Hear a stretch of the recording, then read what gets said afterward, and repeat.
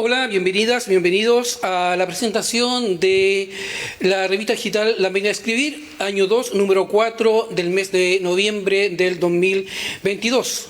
A nombre del área de Cultura y de Fundación CEPAS, le damos las más cordial bienvenidas y damos nuestro saludo en representación de nuestra directora ejecutiva Pamela Uriarte Lagos y nuestra coordinadora de Cultura Andrea Torres Zapata.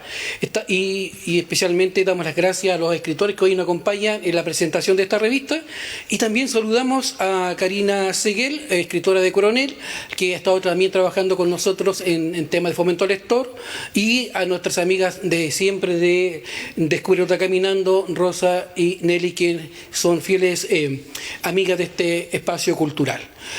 Dentro de los objetivos de Fomento Lector está dentro de lo que es el Plan Nacional de Lectura y también del Plan Regional de Cultura, que está enfocado en algunos ejes vinculados al tema de identidad local y también hacer llegar la literatura a espacios no convencionales, a lugares alejados o insulares, que también estamos trabajando con algunas localidades en este momento, acá con mi compañero Víctor Muñoz.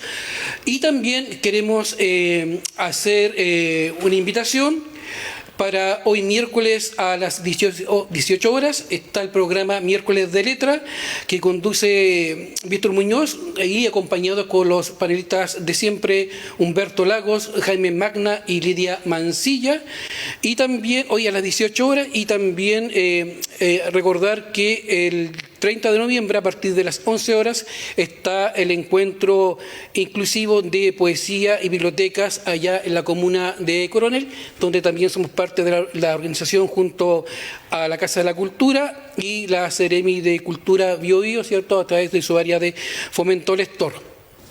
Antes de comenzar esta presentación de la revista, quiero señalar de que esta revista se hizo originalmente como una ficha literaria para promocionar escritores y escritoras, poetas y poetas de Chile, que muchas veces cuando uno hicimos el ejercicio con mi compañero de crear esta ficha y después la revista, ¿cuántos eran los poetas que conocíamos aparte de los 4, Neruda, Mistral, Huidobro y De Roca? Y comenzamos a hacer esta ficha, que la publicamos en 2 al mes, si ya no me equivoco, ya hace tiempo ya, y después quisimos dar el salto y sacamos esta revista que tiene con finalidad también tomar escritores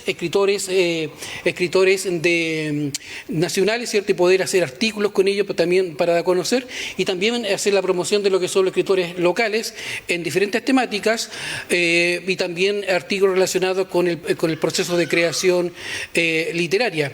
Por eso hoy nos acompañan Magdalena Opaso, Francisca Castillo y nuestro amigo Alejandro Concha, quienes hoy colaboraron con esta revista. Pero también quiero decir de que en temas de reseñas de libros y autores, también Greta Montero Barra también envió un artículo llamado Los Linchacos, el monstruo sublime, comentarios sobre los límites y el mar, de Esteban Catalán. También Renato La Cámara también nos manda un saludo, después lo vamos a ver, y también hace una referencia acerca de su libro Lota sobre la Tierra. Y en poesía nos colaboraron Angélica Beltrán Barraza de Lebu, Valeria Paulina Estuardo, Jorge Concha Vera, Patricia Avilés, Eulalia Ramos.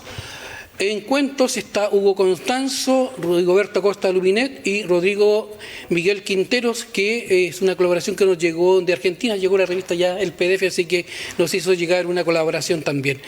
Y en los temas de artículos de cultura y patrimonio está Rebeca Olea con una reseña del proyecto de recolección valorizando una práctica cultural, que es un trabajo pedagógico que conecta a los niños y niñas con la naturaleza. Los valores de la naturaleza, las plantas y la importancia que tienen y las características de las plantas. Y también Grinelli Sepúlveda, que es folclorista y profesora, también hizo llegar 2 artículos, el folclore y la tradición de las mineras de Lota y la cuenca del carbón. Y también hacemos una mención especial en este número al escritor lotino, Premio Nacional de Literatura del año 1947, Samuel Lillo, ¿cierto?, hermano de Baldomero Lillo, Premio Nacional del año 47, que fue el 6º en recibir el Premio Nacional después de Pablo Neruda, y que nació para que ustedes sepan, acá cerquita del pabellón 83, aquí en Plaza Matías, cuando no estaba Plaza Matías, sino que habían 3 casitas ahí nació nuestro amigo Samuel Lillo y Baldomero Lillo, como dato a la causa. Para comenzar, vamos a comenzar con Magdalena Opaso. Yo siempre comienzo al revés. Y que ella trabajó un proyecto muy significativo, Mi Patrimonio, voy al tiro, inclusivo. Mi Patrimonio Inclusivo, un trabajo literario bastante hermoso. Estuve leyendo el libro Los Relatos y me gustó bastante el trabajo y también la buena factura del libro. Así que lo publicó hace poquito, dos semanas atrás, hizo la presentación del libro y un trabajo que incluyó varias comunas. Pero Magdalena, cuéntanos en qué consistió este proyecto de Mi Patrimonio Inclusivo. Bueno, en primer lugar me presento, mi nombre es Magdalena Opaso, como decía Juan. Magdalena Opaso, soy gestora cultural y escritora de la comuna de Lota. Bueno, este libro, que está ahí en la mesa también, lo tengo acá en mis manos, se llama Mi Patrimonio Inclusivo, y este libro es producto de un proyecto financiado por el Fondo Nacional de Fomento del Libro y la Lectura, que también se llama Mi Patrimonio Inclusivo. Este proyecto consistía en hacer talleres de creación literaria y patrimonio con personas en discapacidad. Bueno, nosotros hicimos dos grupos dentro de este proyecto, un grupo de 10 alumnos y un grupo de 14 alumnos, con los cuales pudimos trabajar, como les dije, el tema patrimonial de Lota, enseñándole varias historias de Lota, y me estuve también apoyando con historiadores de la comuna de Lota, como son don Mario Olivares, que trabaja aquí en el pabellón 83, don Reinaldo Azócar, y también con don Luis Torres. También me estuvieron colaborando en este proyecto colaboradores voluntarios, que dentro de ellos habían escritores, poetas. Los voy a mencionar porque no quiero dejar a nadie fuera. Me estuvo colaborando don Mario Olivares, como les decía, Delmira Melgarejo, Yanis Silva, Rigoberto Acosta, que se encuentra presente, Mario Salazar, Daniel Sosperrey, una cantautora, María Cecilia Jara, también artistas que fueron de fuera de la región también, que nos estuvieron colaborando, personas que conocí por el tema de estudio, la señorita Gladys Silva, Gabriela Fernández Chan, que es una cuentacuentos de Valparaíso, Gunen y Felipe Orellana. También en este proyecto pudimos tener varias vinculaciones. Nos vinculamos con la Fundación Procultura, que nos facilitaron gratuitamente, ¿cierto? Nos facilitaron la entrada al Parque de Lota. Hicimos guiaturas que nos estuvieron colaborando don Mario Olivares, y así pudimos ver presencialmente lo que es la historia de Lota, porque muchas veces con lo teórico no es suficiente. Y cuando las personas pueden ver, los alumnos, en este caso con discapacidad, pueden ver presencialmente, en este caso el Parque de Lota, ¿cierto?, los lugares, y con la historia que se les va contando, aún le queda aún más clara a las personas la historia. También tuvimos una vinculación con la Fundación Wensain, por medio de un ex miembro de la fundación, que se llama Jorge Paredes. Bueno, él nos estuvo colaborando en el tema de la entrega de lentes de lectura. Las personas con discapacidad igual me hicieron llegar la inquietud, que había muchos que tenían problemas visuales para poder hacer sus trabajos o para mismo leer los cuentos. Entonces, como tenía contacto con don Jorge, pudimos solucionarle de alguna forma esa situación. Le entregamos lentes de lectura, y no solamente a ellos, también a los mismos colaboradores, a todos los que se vincularon con el proyecto, se les entregaron lentes de lectura. Como también también se hizo una vinculación con el Centro Cultural de Hualpén. El Centro Cultural de Hualpén, también nos vinculamos con ellos en el tema de entregar del entre de lectura, porque ellos creo que también tienen un grupo literario, y también se les pudo entregar a ellos. Nos vinculamos también con la agrupación Zurich por medio del presidente Claudio Oñate. Ellos siempre nos estuvieron facilitando la sede social para nuestras actividades. También la oficina de la Municipalidad de Lota, por medio de don Carlos González, de la Oficina de Discapacidad, ¿cierto? Él nos colaboró activamente y aún más. El día de mañana nosotros vamos a ir a Hualpén, porque estamos invitados por el Centro Cultural de Hualpén para hacer un segundo lanzamiento del libro allá en Hualpén, así que mañana vamos a ir para allá y el don Carlos González nos ayudó en la gestión. También la segunda semana de diciembre se realizará un programa especial de televisión en Canal 5 de Coronel, donde también daremos más difusión al proyecto. Bueno, este proyecto, como les mencionaba aquí, que tengo estos apuntes, ¿cierto?, para no olvidarme,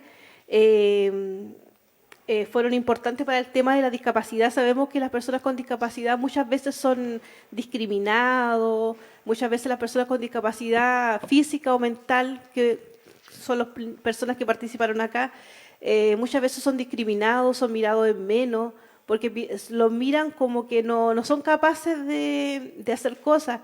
Y la verdad que ellos tienen la capacidad para hacer muchas cosas. Disculpe. Tienen la capacidad para hacer... Discúlpeme, me emocioné un poquito. Pero ellos estuvieron trabajando la escritura. A través de la escritura ellos pudieron hacer todo este trabajo, ¿cierto?, de poder, su realidad, su forma de ver o entender la vida a través de la literatura. Ellos fueron acompañados, hicieron distintos relatos, distintas épocas y de acuerdo a la condición en que ellos vivían o sentían su realidad. Claro. Sí, como les decía, ellos tienen la capacidad para muchas cosas, lo mostraron mediante este libro, ¿cierto?, mediante los relatos que ellos pudieron hacer, hicieron diferentes cuentos de la historia de Lota. Dentro de los ganadores, los quiero mencionar también. En el primer lugar del primer grupo está Lady Camaño Ceballos con un cuento muy hermoso que se llama El último taxi en Lota. El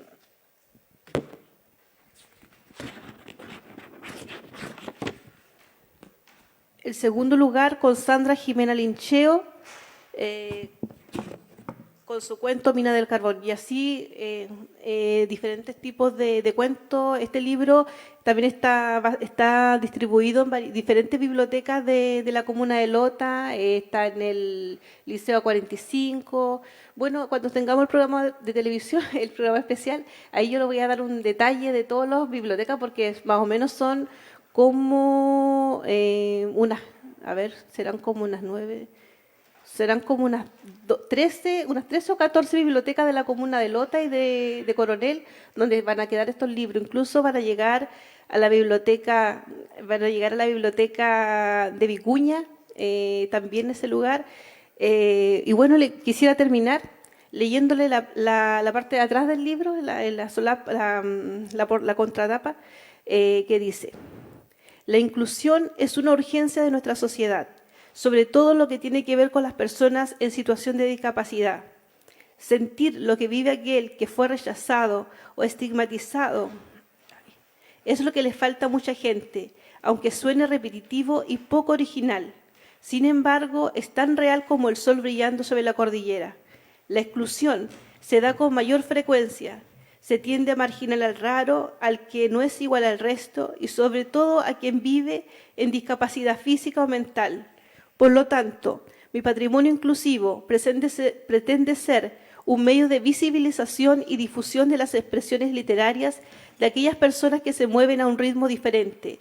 Merecen ser reconocidas con sus múltiples talentos y capacidades.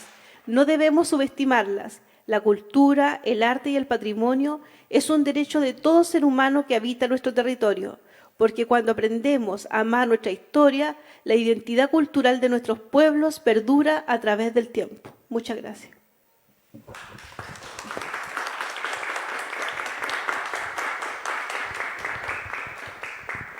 Agradecemos la participación de Magdalena también, que nos haya colaborado con con su experiencia y este trabajo que hizo a través de Fomento Lector, a través de la escritura, que es escribir es bastante terapéutico, entonces nos puede decir y señalar muchas cosas.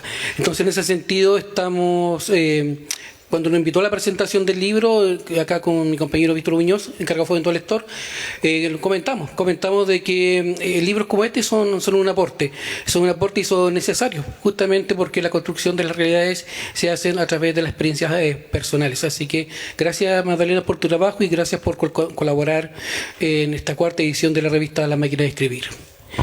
Nuestro siguiente invitado es Alejandro Concha. Él nos colaboró con un artículo llamado El miedo a la oscuridad y la enseñanza de la poesía, que está basado, ¿cierto?, en su experiencia también, trabajando en diferentes talleres literarios con diferentes experiencias en talleres de formación. Alejandro. Primero y ante todo, saludar a Andrea, saludarte, Juan, felicitar tu trabajo como editor de la revista junto al equipo de Fomento Lector, Víctor. Estoy muy contento de estar acá, presente, con este artículo que se llama El miedo a la oscuridad, en la experiencia de la enseñanza de la poesía y lo que eso implica. Los poetas tenemos un gran conflicto con ese término, lo que significa realmente enseñar poesía, si la poesía realmente se puede enseñar. Normalmente se suele asociar el término poesía a la inspiración, y la inspiración proviene desde arriba y pareciera que solo tiene unos pocos elegidos. Lamentablemente, desde la escritura creativa no podemos decirlo así. Sería como decirle a la gente: no puedes escribir porque tú no eres parte de la tribu escogida, cuando en verdad el lenguaje, las palabras, es algo que tenemos tan asociado a nuestra vida, es tan cercano y tan al alcance de nuestra mano, que se hace urgente que la gente tome sus palabras y las tome para poder reivindicar su historia, pero también para reivindicar sus propias emociones, pensamientos y reflexiones. Cuando se me dio la tarea de escribir este artículo, porque este artículo nace un poco bajo demanda, para un libro que se llama Oasis, que va a salir publicado a finales de año, me pregunté sobre qué quería escribir, porque existen muchos teóricos sobre la escritura creativa y muchos teóricos sobre la realización de talleres. Entonces yo pensaba, el taller de poesía, el taller de escritura creativa, es un taller que a uno primero lo marca como alumno, como estudiante.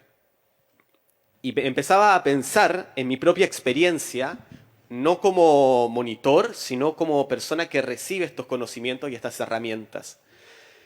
Y pensé en esa vez cuando comencé a escribir en el liceo. Cuando tenía como 14 años, y en mi liceo, que era un liceo técnico al que tenía que viajar 1 hora en micro para poder llegar, a veces bajo la lluvia, y caminar unos cuantos metros porque la micro tampoco llegaba a la puerta. No tenía talleres de literatura, apenas sí tenía un taller de teatro, que era donde participaba. Y mi único momento en el liceo para expresarme y para leer mis poemas en público era una vez al año, en el día del alumno, no más de 2 minutos. Recuerdo una instancia, y eso lo menciono en el artículo, segundo medio, en el que una profesora, a quien quise mucho y que me apoyó mucho, la profesora Pamela Barría, dentro de la unidad de género lírico en la clase de lenguaje, quiere que interpretemos un poema, analicemos un poema que creo que era de Amado Nervo, que dice algo como: las aves nocturnas que vuelan sobre el cielo y dejan caer sus perlas sobre la tierra. La primera pregunta que nos hace es: ¿y qué quiso decir el poeta con esta imagen, con esta metáfora? Hubo un silencio sepulcral en la sala. Nadie respondió. Yo levanté mi mano y le dije a la profesora: para mí representa la lluvia. Inmediatamente nace en mí una inseguridad. Quizás me había equivocado.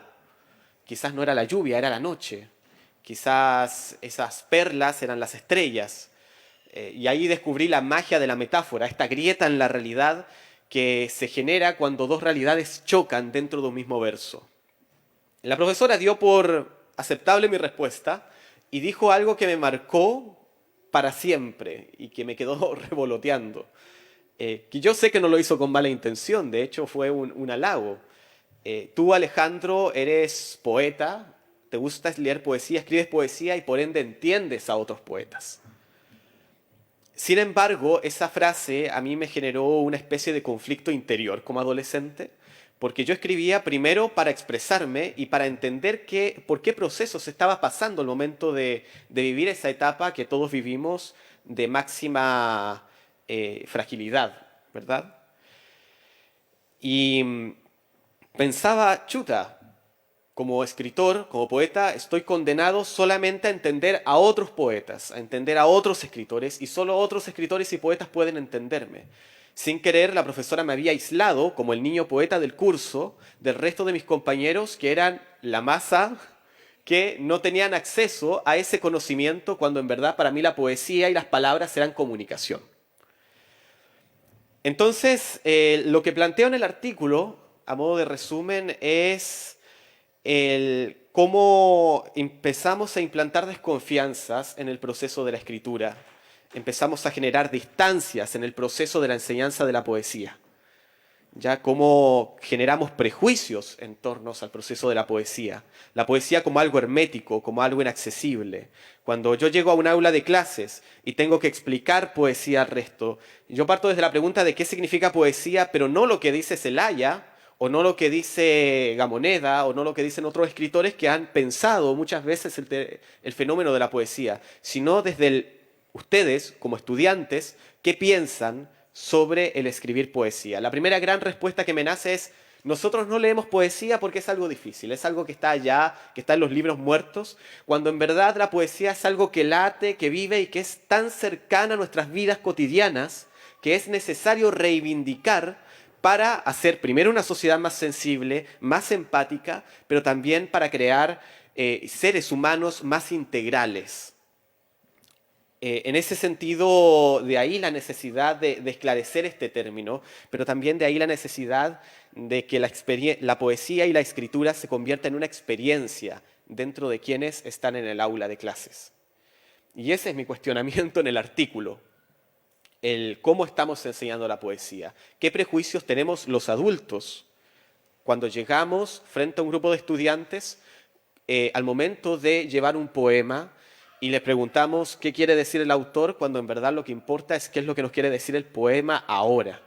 ¿De qué manera ha trascendido en nosotros y en nosotras? Le llamé el miedo a la oscuridad porque uso justamente una frase de Octavio Paz, que aparece en El arco y la lira, creo que es el segundo párrafo del primer capítulo, cuando él habla sobre las palabras y dice que la primera actitud de las personas, del ser humano ante el lenguaje, es una actitud de confianza. ¿Ya? O sea, las palabras, el signo, representa aquello que queremos decir. Si yo les digo libro, ustedes pueden imaginarse un libro en la cabeza. Ahí hay una relación de confianza, hay una relación de complicidad. Si yo les digo árbol, ustedes pueden imaginarse un árbol. Si yo les digo árbol sobre la cabeza de un niño, sé que quizás imaginemos todos algo distintos. Ahí hay un acto imaginativo, porque hay dos palabras que chocan. Si existe esta confianza en las palabras, entonces, ¿por qué sembramos desconfianza frente a la poesía y frente a la escritura?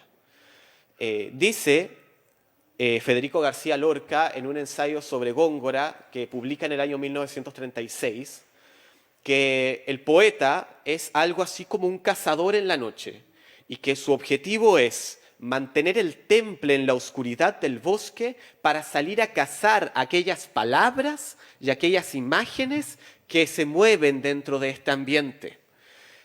Frente a eso uno podría decir, chuta, quizás puede ser que ahí también hay un acto de desconfianza con el entorno, pero dice Federico García Lorca que el poeta debe mantener el temple, debe ser capaz de estar con los pies en la tierra, debe ser capaz de distinguir en el ruido por dónde se avecina el peligro cuando escribimos un poema. Por ende, ahí hay una actitud de confianza primero con uno mismo y con las palabras que tiene que salir a capturar.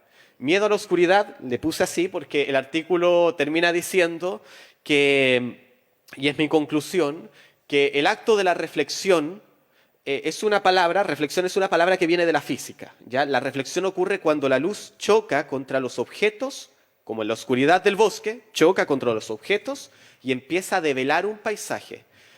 Nosotros, la realidad que vemos acá es una realidad que se genera a través de la reflexión de la luz sobre aquellas cosas. Si la palabra es reflexión, si la palabra es conocimiento y la palabra es también emoción, entonces permitámosles a los estudiantes, permitámosles a los talleristas acercarse a las palabras, porque son las palabras, la luz que choca contra los objetos, nos permiten ver en este acto de confianza con las palabras aquellas cosas que flotan en nuestro alrededor y la traen a la realidad para poder comunicarnos. Les invito a leer la revista, yo estuve echándole ahí una ojeada, está muy interesante este número, no lo digo porque esté mi artículo, lo digo también porque hay proyectos bastante interesantes que están ahí planteados, hay además un rescate de la memoria y del patrimonio que es necesario. Se me hace inevitable hacer esta relación de la minería del carbón que ocurre en la oscuridad, ¿verdad? De la experiencia de la oscuridad y cómo hay escritores mineros también y que han tenido una vivencia relacionada con el patrimonio cultural de traer esos objetos y esas luces a ese mundo oscuro al cual, como jóvenes que no hemos vivido eso, tenemos que acercarnos. Esa sería mi intervención. Espero no haberme extendido mucho. Muchas gracias.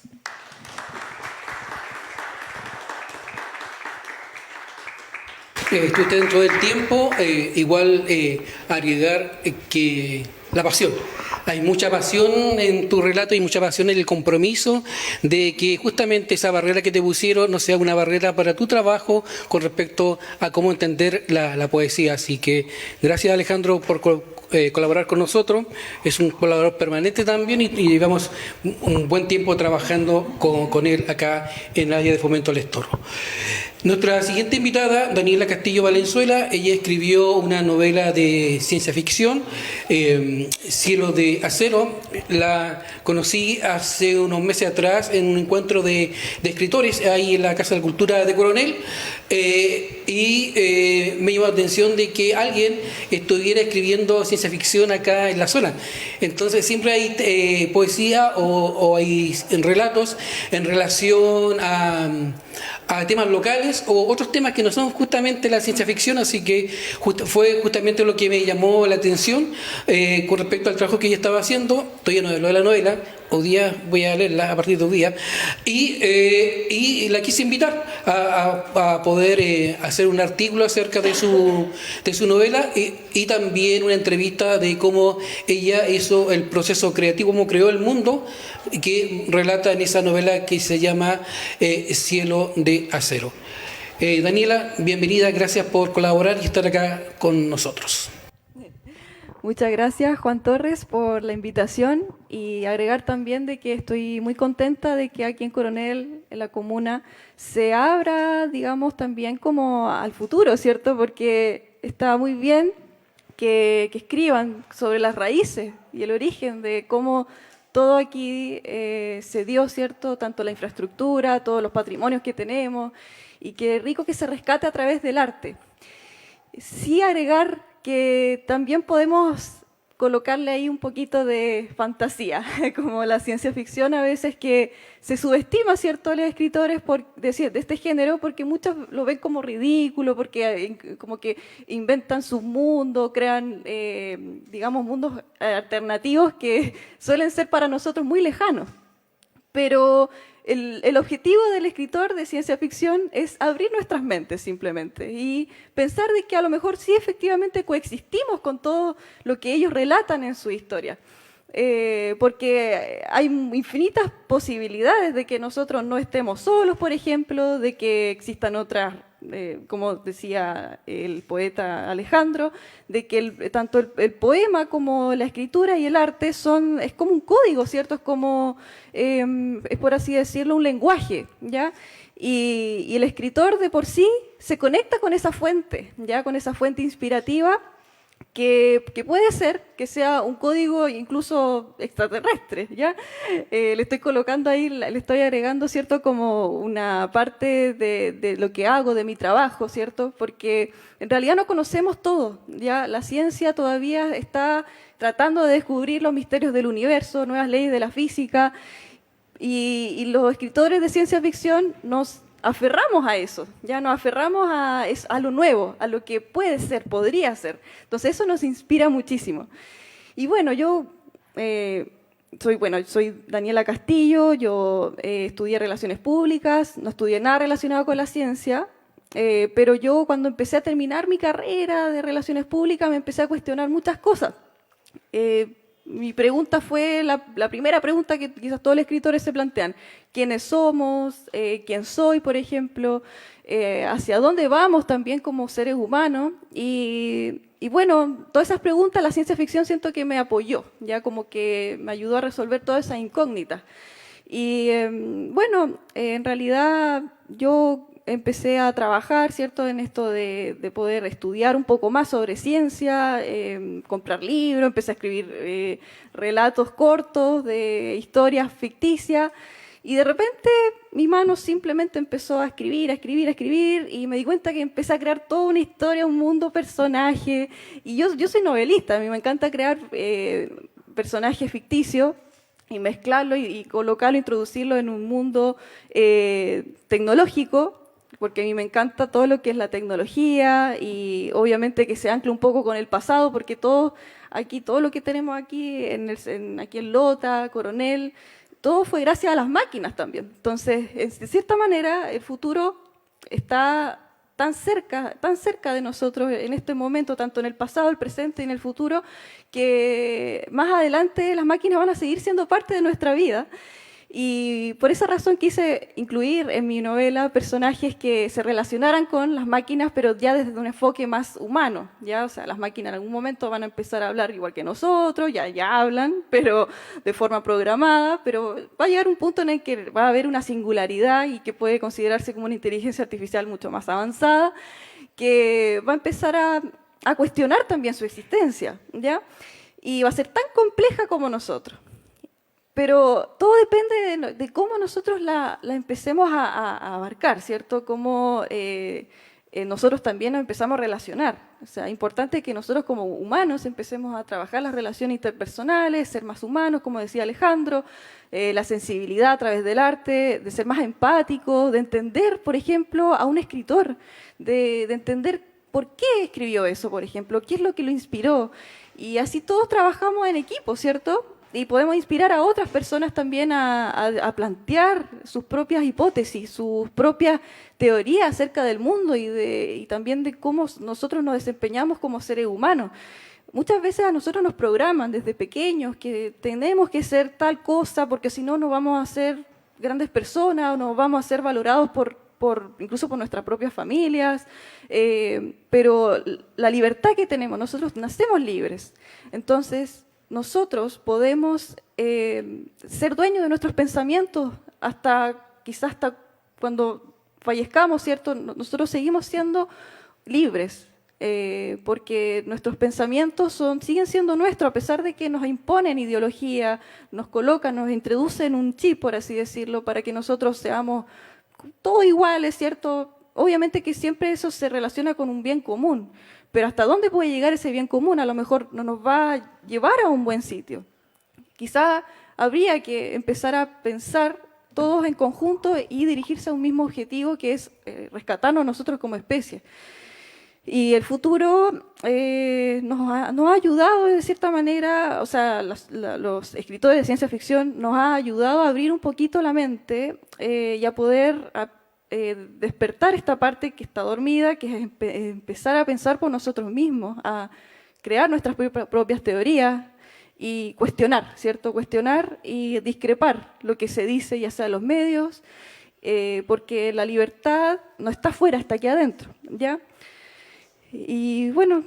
En ese sentido, tu novela busca responder alguna pregunta, porque si bien estás planteando una serie de causales, ¿cierto? Hay una pregunta quizás que quiera responder tu novela. La pregunta en sí, ¿Sí? yo siento que la pregunta es la base, que es la primera, que es, yo primero quería saber quién era yo.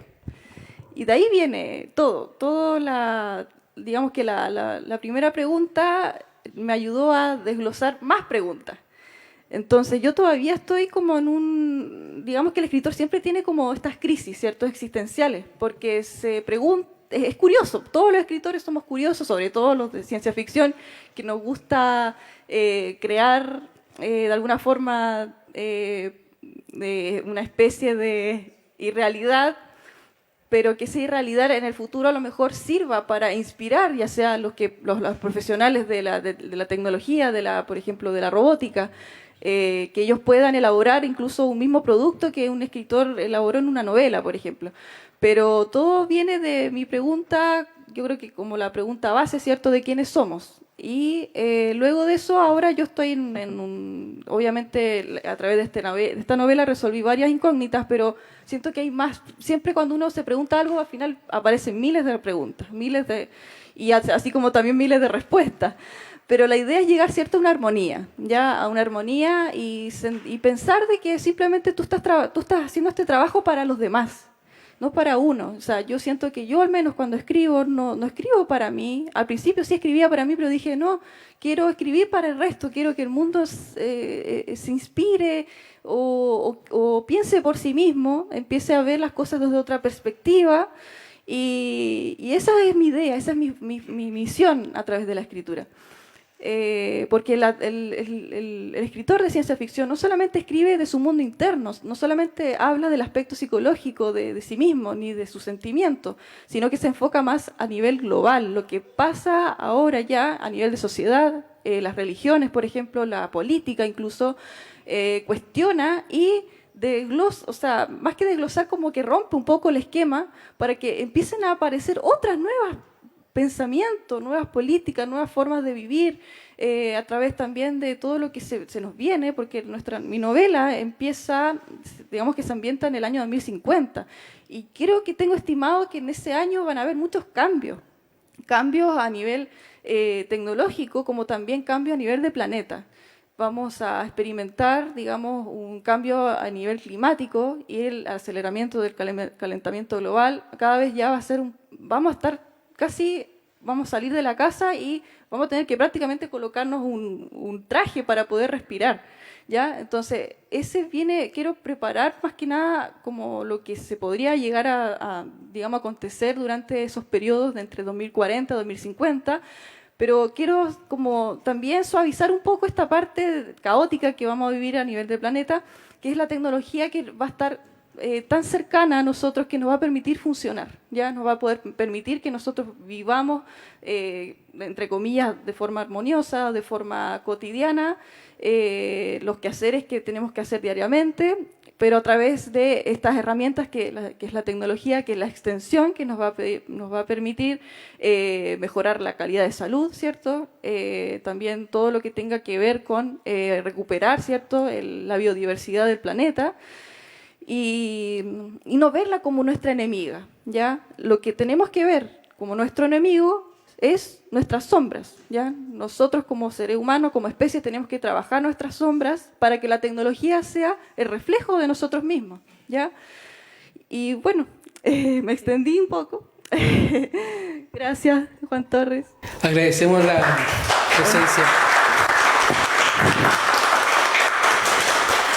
de Daniela, ahí mostrando y cómo se construye el mundo a partir del relato que ella hace en su novela Cielo de Acero. La presentación terrorista tiene dos etapas. Una donde están ustedes acá con nosotros y una segunda etapa donde están los poetas. Así que les agradezco que hayan participado de esta sesión y voy a invitar a los poetas ahora a ser parte de esto, pero antes que se paren, les voy a presentar una poeta que ella es de Lebu, actualmente está en Temuco trabajando. Ella se llama Angélica Beltrán Barraza y ella nos colaboró también con poesía y nos envía un saludo y también la lectura de su poema desde la plaza de Temuco. Así que, David. Hola amigos del Centro Cultural Pabellón 83 Mendoza. Quiero agradecerles la hermosa invitación a participar de la revista digital La Máquina de Escribir. Desde Temuco, desde la Plaza de Armas de Temuco, voy a compartir con ustedes el poema titulado Lluvia de abril. Brillan inmóviles las gotas de lluvia en el cedrón, inflorescencias vestidas por delicados cristales fugaces. Serenos los calores, parte de la oscuridad de luz, y en absoluta embriaguez aromática Mira el árbol, la noche iluminada. Lluvia de abril, descansa un instante en mi árbol y constela las raíces del sagrado. Hazte conectar tus momentos para reencontrarnos, gota a gota, como pequeños destellos de luz, en las ramas floríferas de un cedrón. Muchas gracias y un abrazo enorme para ustedes. Agradecemos la participación de Angélica. Y ahora le agradezco su participación y voy a invitar a los poetas, Valeria Paulina Estuardo, a Eulalia Ramos, a pasar adelante, y también a los escritores de cuentos, don Rigoberto Acosta y don Hugo Constanzo.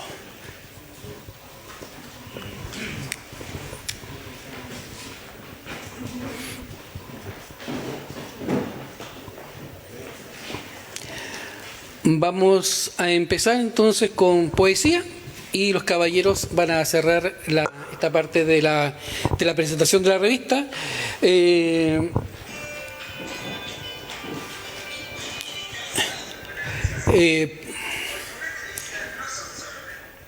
Paulina Estuardo, bienvenida, gracias por colaborar con nosotros en esta revista. Para nosotros es muy importante poder que esta revista crezca con nuevas colaboraciones, nuevos poetas, nuevos escritores, para justamente ir validándola y que pueda ser también un referente con respecto a la literatura acá en la región del Biobío. Así que en ese sentido te damos las gracias por participar con nosotros y está llena a presentarse y a leer sus poemas que trajo para esta presentación y esta revista. Hola a todos y a todas. En primer lugar, quiero agradecer a la revista La Máquina de Escribir por esta oportunidad. También presentarme, mi nombre es Valeria, yo soy de Concepción, participo en un colectivo de poesía llamado Galería, con el cual tratamos de vincular la poesía con distintas organizaciones comunitarias y sociales, y tratamos de acercarnos a través de distintas formas de expresión con la poesía y fomentar la creación literaria.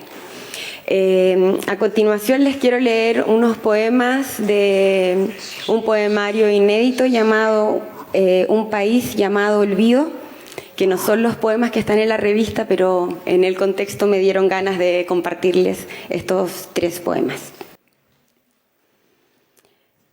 Fórmense para la leche.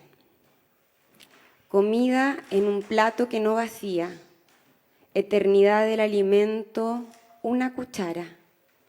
De arriba abajo, la cuchara. Sucio el suelo, limpio el suelo, olor a cloro en las manos. Regreso la cuchara al plato que no vacía. Una cuchara de antaño, en la boca del no quiero, aterrizada la paciencia, entre labios y dientes, el hambre y el amor. La cuchara de la escuela, en la fila de la leche, removía sus grumos, de blanco y sus cucharones, mojan las manos. Una galleta por cabeza y el contrabando para el hermano menor. La cuchara de hoy es cuidadosa en sus anhelos de deserción y justicia. Cuchara que mueve, se mueve, en la culpa y el llanto. Una cuchara que no cocina. Sube y baja, lágrimas en la cuchara, sobre el plato de quien no quiere comer, sobre el plato desierto de la estadística. La cuchara limpia de un niño, infancias en una cuchara fantasma, progreso en la cuchara, sin M grabada, progreso en la bandeja famélica estatal. Conversaciones de la última línea. En Chile no hay. Sí hay. No, no hay. Sí hay. No hay. Si lo dijo la Comisión Interamericana de Derechos Humanos. Ah, entonces no hay. ¿Y qué hay? Un gobierno feminista, Estado plurinacional, militares en el Gualmapu. El recuerdo de una dictadura terminada en papel y lápiz. Ah, ¿y qué más hay? Procedimientos injustos, montajes, abusos, cosas del lumpen, tú sabes. Duración de la detención desproporcionada, eso que le pasa a quienes no tienen contactos. Ah, entonces en nuestro país hay justicia. Silencio de más de 30 años. Somos progres, es lo que cuenta. Sí, progres. Sí, como un jaguar millennial. Una última duda. Si los gringos nos quieren, ¿no estaremos haciendo algo mal? Y por último, el poema Materias Primas. La minería camina, se va. La llevan de la mano, huérfana se va, con su historia a cuestas. Al mejor postor, al que grite menos y pague más. Se va. A callar el hambre de la avaricia. Se va. La minería se va, y en la moneda como mantra, los y las trabajadoras, saludo Allende y media vuelta, la entregan y ella va. Muchas gracias.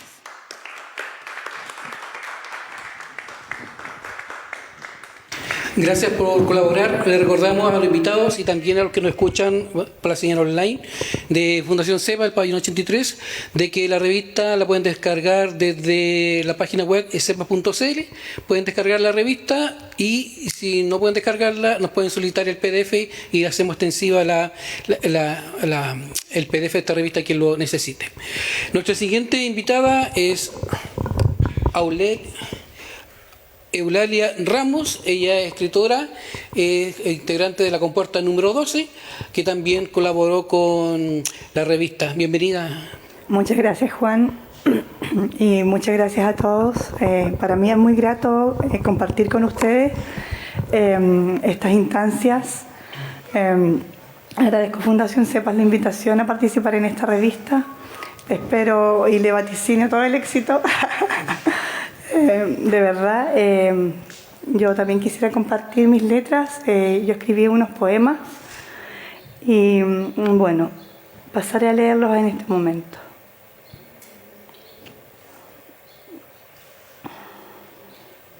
No son lo mismo de la revista, así que esto va a ser Esto se llama Amor acrisolado. Tripulando dichas como Pegaso, vocalizan ondinas al ocaso. La barca, mar, mi paraíso alado, vibrando así con rumbo calculado, hacia glorias, con fin inmaculado, un virginal amor acrisolado. Finitas brisas místicas alaban, sinfonías marinas aclamaban. Afortunada yo, sigo tu paso, mi dócil corazón acristalado, y tus brazos la figura abrazaban.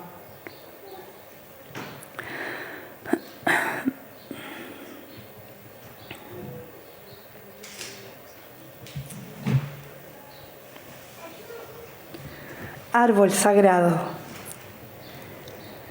permaneces en los Andes erigida, araucaria, por mapuches la elegida, protegiendo siempre al nativo araucano, Yenechen, el dios, les extendió su mano. Alma eres en el bosque cordillerano, piñón sagrado donado del anciano. Sabiduría ancestral hay en tus semillas, recolectadas desde sus cajetillas. Ñuque Mapu nos obsequia agradecida la cosecha de este fruto soberano, aderezado por mujeres sencillas.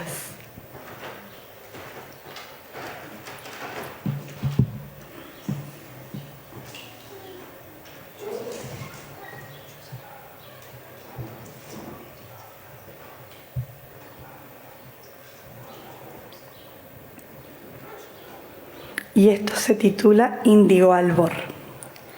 Color de amanecer, próspero día, Vibras azul violeta al alma mía. Esplendor ante mis ojos revelas. Viajas en versos, tal como acuarelas. En ti converge vida y lo pincelas. Numen, serenidad, amor anhelas.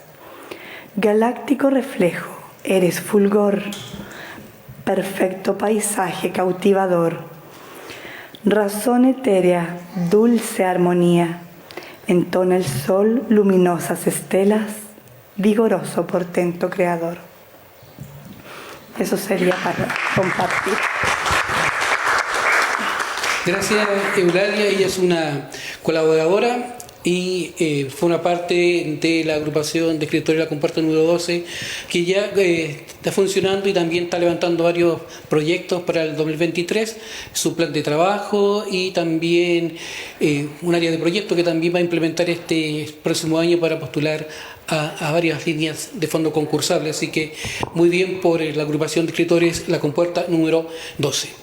La siguiente persona que nos colabora es Reinaldo La Cámara. Él es de Santiago, escribió un libro llamado Notas sobre la Tierra, que es está en la biblioteca. Él fue la generación del 80, fue presidente de la Sociedad de Escritores Chile. Actualmente él es vicepresidente de la Casa del Arte y la Cultura de Elías del Carril, la Academia de la Chilena de la Infancia, a Chile, y director de la Unión Nacional de Artistas y miembro del Consejo Nacional del Libro de Lectura del Ministerio de las Culturas. Así que hay un video de Reinaldo La Cámara que también nos hizo un saludo con respecto a su colaboración que aparece acá en la revista.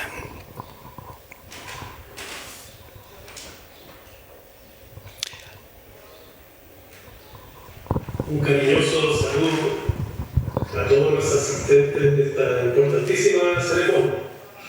Un abrazo y un saludo muy especial a Juan Torres y a su querida e importante revista La Máquina de Escribir, que hemos seguido durante ya mucho tiempo y siempre encontramos que hay artículos novedosos y profundos. Un saludo también a las autoridades. Un cariñoso saludo a todos los asistentes de esta importantísima ceremonia. Un abrazo y un saludo muy especial a Juan Torres y a su querida e importante revista La Máquina de Escribir, que hemos seguido durante ya mucho tiempo y siempre encontramos que hay artículos novedosos y profundos. Un saludo también a las autoridades y a los habitantes y vecinos de la siempre querida y recordada Lota. Yo hice en ocasión de esta revista, quiero recordar la forma y los motivos por qué escribí mi libro Lota sobre la Tierra. Vi la lucha de los trabajadores cuando llegaron. Toda la ciudad se organizó y llegó a Santiago. Llegaron en una gran columna, una gran marcha. Vi también la recepción con que el Estado recibe a sus trabajadores que durante años constituyeron el pilar económico de la nación. Una recepción represiva, desde luego. Y no quise que estos hechos quedaran en el olvido desde el punto de vista de nuestra literatura, nuestra poesía, con toda la historia social y combativa que tiene Lota, con la historia cultural que hay ahí. Entonces dije, tengo que dejar en un poema la imagen y el recuerdo de lo que esto ha significado.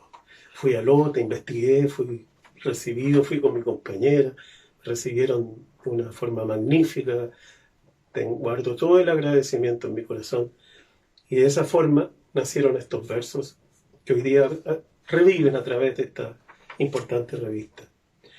Surgieron muchos comentarios positivos, afortunadamente, de muchos escritores, pero yo quiero leer uno, por simbolizar a todos respecto a este libro, que fue un gran amigo. Aristóteles España escribió respecto de Lota sobre la Tierra. del poeta Reinaldo La Cámara, publicado por Ediciones del Gallo. Se trata de un poema homenaje a los mineros de Lota, que fueron capaces de crear una cultura propia en medio de condiciones de trabajo deplorables e indignas. Esta ciudad, que hoy se recuerda como un espacio de esperanza y de luchas por la dignificación del trabajo, cuna de grandes movimientos sociales, permanece olvidado por cronistas y escritores chilenos. Sin embargo, es posible verlo en páginas y revistas europeas como símbolo de la cultura del esfuerzo tan propia de los países que fuimos o somos subdesarrollados. Dice el poeta, menciona Aristóteles España, dice el poeta refiriéndose a mi libro, el carbón vino del fondo de la tierra, fue una corriente insostenible. Más tarde quedó hecha estría geológica, se hizo vena del planeta. En este libro, en el fondo húmedo de sus versos, repletos de sal y sonidos de locomotoras, de paredes de agua, de sudor, de olvido, el escritor logra atrapar el tiempo, como en Sewell de Baltasar Castro, Subterra de Baldomero Lillo, detener para la eternidad los instantes de esplendor de los mundos olvidados, ajenos al progreso y al conocimiento, donde sólo importó la explotación del hombre por el hombre para enriquecer a compañías extranjeras que finalmente terminaron por alejarse para siempre de estos lugares inhóspitos para su sed de riqueza. Personajes como Luis Cunahuel, Pedro Ñauquil, Juan Lámpara, cobran vida en medio de los rieles, de los piques, del cielo de Lota, de las noches llenas de gases tóxicos, de las manos llenas de fuego y sangre. Quedará en la historia de nuestra poesía, se refiere Aristóteles al libro, como un aporte al rescate de las luchas del mundo de los oprimidos, en un tiempo como el actual, donde los vates y los poetas están ensimismados con la palabra, pero no con la emoción.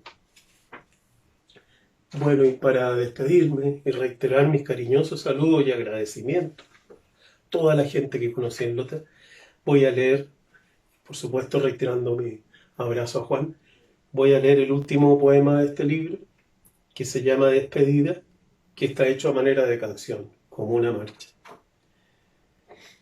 Despedida. El sol de Santiago se refleja en ellos, como si tuvieran los cascos encendidos. Si dejo de escribir este libro, es porque partí detrás de su estrella. No quiero más que en esta tierra se trance el dolor desamparado. Yo vengo del sur, llevo en el centro de mi memoria al curicó de las hojas frescas. La humedad nocturna hace brillar en Lota más cerca sus estrellas. Si he dejado de escribir este libro, es que voy marchando con los mineros de Lota. Es que ahora y para siempre he seguido su bandera. Ahora, seguramente, en alguna esquina de Santiago, estaremos gritando, aguardando la victoria. La victoria que nos pertenece, que pertenece a estos hombres y mujeres. La victoria de toda la gente que ha surgido desde Lota para quedarse por siempre sobre la tierra. Ha escrito varios libros con respecto a la temática local y hoy va a compartir un relato, cuento de justamente de... ¿Don Hugo? Historias del pasado. Buenas tardes a cada uno de ustedes. Estoy muy feliz de estar acá en Lota nuevamente porque estuve 10 años acá. Veo muchas personas conocidas. Saludo en especial a la gente de Compuerta número 12. Una experiencia muy grata que tuve acá en Lota. Y también a la máquina de escribir que me pidió una colaboración. Y estoy en esa onda de colaborar. Y colaboré con este pequeño cuento que más que nada un recuerdo del pasado. Yo estoy acostumbrado a escribir cosas relacionadas con la mina. Pero ahora me incliné, como estamos en el Mundial, ¿no es cierto? Me incliné por escribir algo sobre el campeonato regional de fútbol. En mi recuerdo dice el campeonato regional de fútbol donde participaba nuestra selección de Schwager. Remontamos a los años 1959, 1960, 1961, cuando jugaba nuestra selección como local. Religiosamente se almorzaba a las 13 horas para ir caminando tipo 2 de la tarde rumbo al estadio Federico Schwager. Con mi tío Miguel nos íbamos caminando por la línea, pasando por la cancha de la Peineta, el gasómetro, Maestranza, la Santa del Boldo y llegando a las puertas del estadio tipo 14:45 horas. El partido comenzaba a las 3 de la tarde. Los goles y los triunfos eran de una alegría inmensa. A pesar de que se vendía cerveza y los viejos llevaban sus jarras de vino, no se producían grandes desmanes de la gente, siendo la custodia policial muy escasa. Existía el respeto y consideración por los niños, que asistíamos a presenciar con entusiasmo este deporte que nos apasionaba. Eso sí, me recuerdo que en una oportunidad, cuando fuimos vencidos de local, una parte del público las emprendió contra el árbitro de apellido Reginato, resultando con su frente sangrante por un botellazo anónimo lanzado desde la tribuna cuando ya el partido había terminado. Con lo que disfrutaba bastante era con el entretiempo. Me acuerdo que mi tío me compraba unos sanguchitos ricos que vendían en canastos, los cuales duraban solo una pasada. Otros espectadores sacaban su lulo con arrollado y ají, más su charra o botellón de vino. Los 15 minutos de descanso de los jugadores era una verdadera comilona y tomatera, es decir, una fiesta. Ahí también aprovechábamos de pedirles algunas monedas a nuestros progenitores, que con algunos tragullos adentro se ponían dadivosos. Y en el cerro, la característica y fiel barra que nunca fallaba, porque ellos no pagaban. Ahí también era comilona y trago. El único inconveniente era la distancia para observar con mayor claridad el juego, pero en el lugar se hacían verdaderos picnic. En mi recuerdo, el Chaqueño Espinosa, Héctor Torres, Juan Astorga, Tobosque, Barraza, Mario Melani, Payelli, Don Luis Alegría y otros tantos más que mis amigos chuguerinos me ayudarán a recordar. Eso sería todo. Gracias. Se agradece igual una bonita memoria en el sentido de que los que vivimos en Schwager, o los queríamos allá, había mucha cultura deportiva, me acuerdo en aquella, muchos clubes deportivos, campeonatos de fútbol, voleibol y entre otros, básquetbol también. Muy agradecido de don Hugo que también nos haya colaborado en este número, y también ahora vamos a invitar a don Rigoberto Acosta Molinet, que es escritor de acá lotino, con varias publicaciones, y también nos colaboró con un relato para esta revista. Muchas gracias. Bueno, en primer lugar, agradecer la invitación y decir, no me canso de decirlo en realidad, que yo nací en el pabellón 83. Nací en el pabellón 83 con el concurso, me lo contaron mis viejos, cuando tenía 53 años más o menos. Ahí empecé a escribir. Y mi escritura inicial era el recordar cuando yo era niño y recordar la vivencia y el entorno del cual yo era rodeado. Y en general escribía de los barrios, de los papás mineros, todo esto mirado de la perspectiva del niño. Y me propuse, como un desafío, salir un poco de la zona de confort en cuanto a escribir de Lota o de lo que yo conocía, de las vivencias. Y me propuse el desafío de escribir algo diferente y además poner también una traba en esta escritura, que fue sacar una vocal de nuestro alfabeto.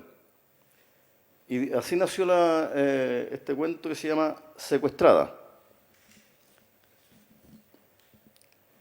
Las nuevas matutinas declaran aterradas que cibernautas denuncian la presencia de un tenaz virus, el cual hace desaparecer una letra de nuestra escritura y que además permite que se esfumen las palabras que utilizan este grafema. La lengua hispana se ve impedida de escribir, entre muchas, la palabra que habla de una de las virtudes de la deidad y que es la causa de nuestra existencia, esa que permite amar. También impide utilizar la palabra que identifica a quienes persisten en pecar. Satanás seguramente estará feliz. Esta falla virtual evita que se le llame tal cual merece su maligna naturaleza, la que, si fuera femenina, sería llamada diabla, y que su principal argucia es la mentira.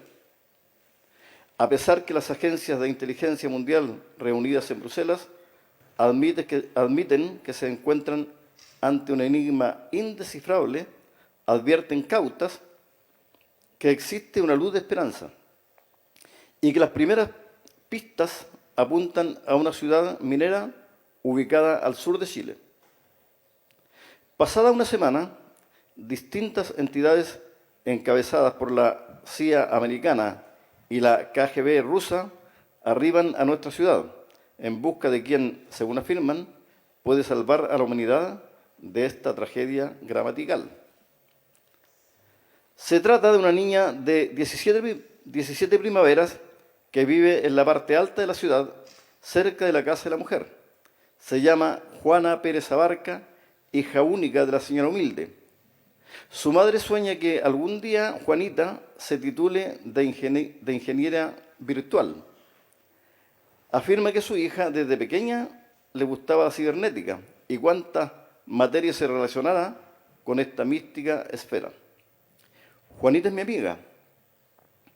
Ella asegura que está a las puertas de crear un sistema que le permitiría erradicar la maldad que tiene esclavizada a la raza humana.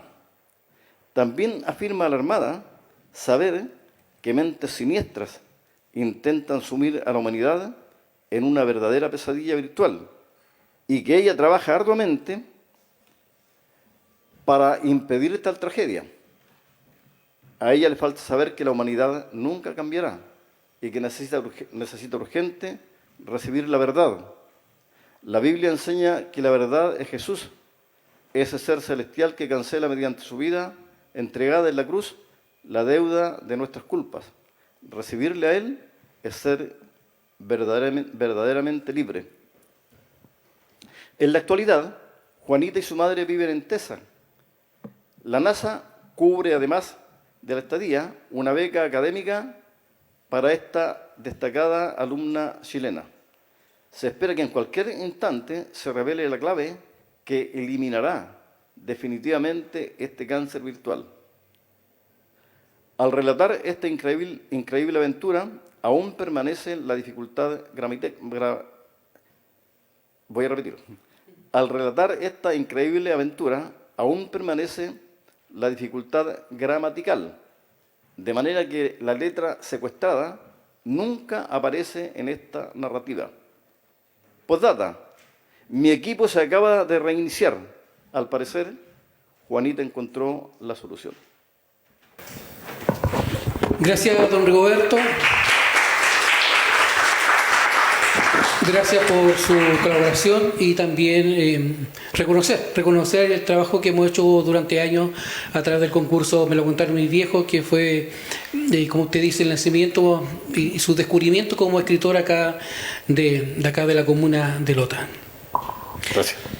Quiero invitar a Andrea, estamos llegando al cierre fin de la presentación. Les recuerdo que la revista la pueden descargar desde cepas.cl. Andrea va a dar un cierre y después vamos a invitar a los escritores que participaron a la foto de portada y tenemos unos regalitos también para ellos. Aquí para el sí.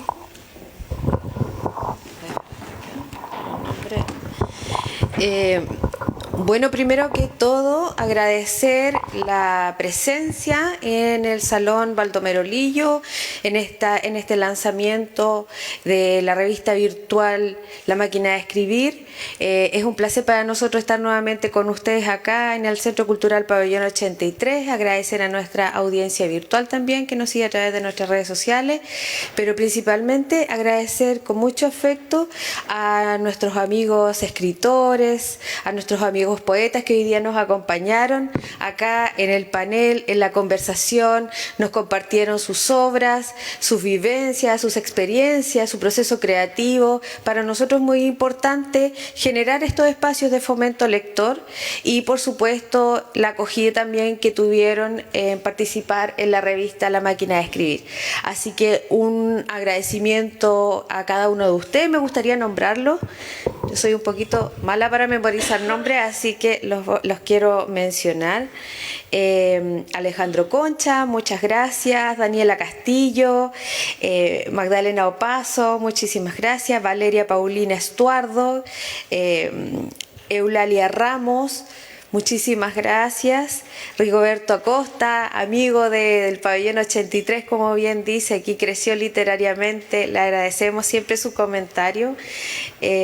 Don Hugo Constanzo y quienes participaron también en el video, Reinaldo La Camara, Angélica Beltrán Barraza. Muchísimas gracias, agradecer también al equipo Identidad y Patrimonio y Fomento Lector por la preparación de esta actividad, pero también al equipo en conjunto que colabora con cada una de las acciones que realiza este centro cultural y que están dispuestas para ustedes con mucho cariño y mucha entrega de parte de todos nosotros. Así que muchísimas gracias, también a nombre de nuestra directora ejecutiva transmitimos el agradecimiento.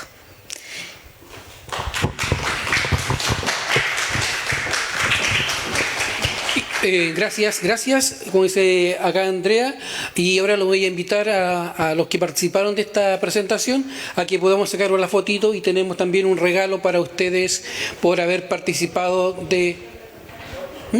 Víctor Muñoz, por favor, encargado de Fomento Lector, acá para la entrega de los presentes a Alejandro, a Paulina, a Magdalena. También voy a invitar a Patricia Avilés. Ella no quiso leer, no participó, pero ella colaboró con la revista. Aulelia, ¿cómo está tu nombre? Anita, acá. Daniela, por favor, adelante.